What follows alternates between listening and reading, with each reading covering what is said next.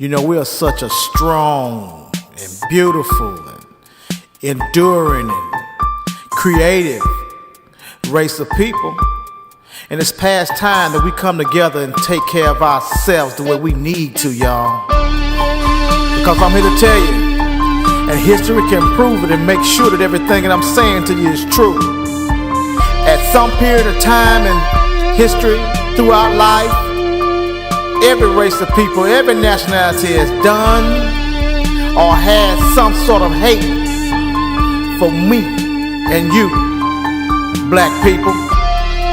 Now, I'm not saying this for us to go out here and get violent and start a race war with the world or nothing like that.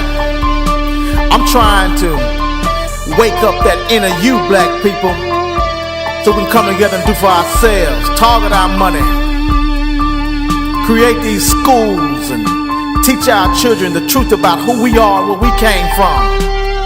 Stop looking for this government to do anything for us, because you know what? They don't want to.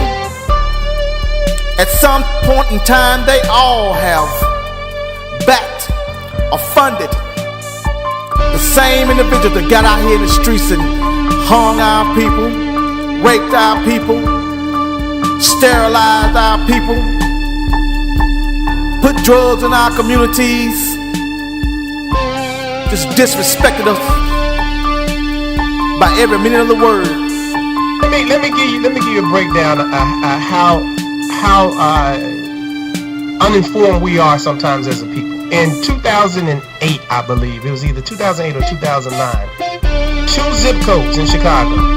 One zip code spent $28 million and the other zip code spent $24 million.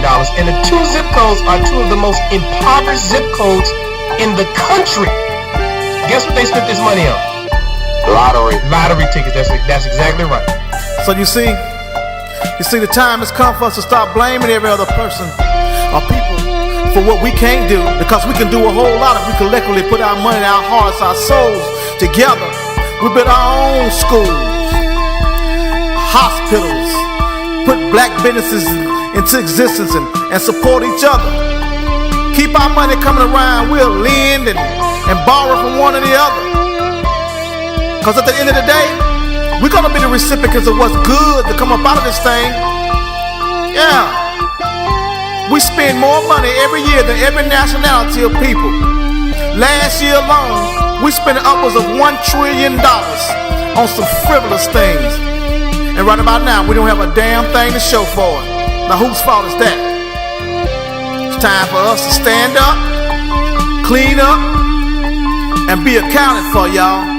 We can do it. We ain't got no other choice but to do it.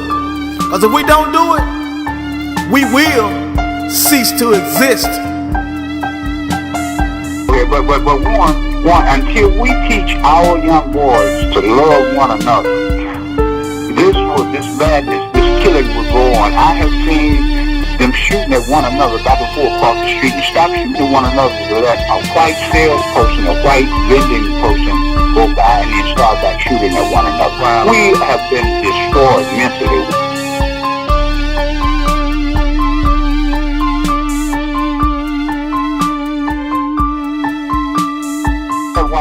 I'll leave you and say peace and power to my people, brother. Thank you, brother. God bless you. I'm going to say this again.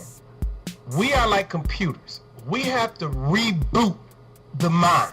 We have to change the thought process of these young people and even of ourselves. We have to look at ourselves with love and look at our children with love.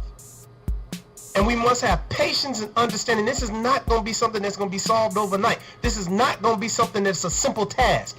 But I will promise you this, if we start today, we may not see it in this generation or even in our lifetimes. But I promise you, in the generations to come, the love, the community, the respect that we once had, the proudness that we once displayed will be there for the whole world to see again.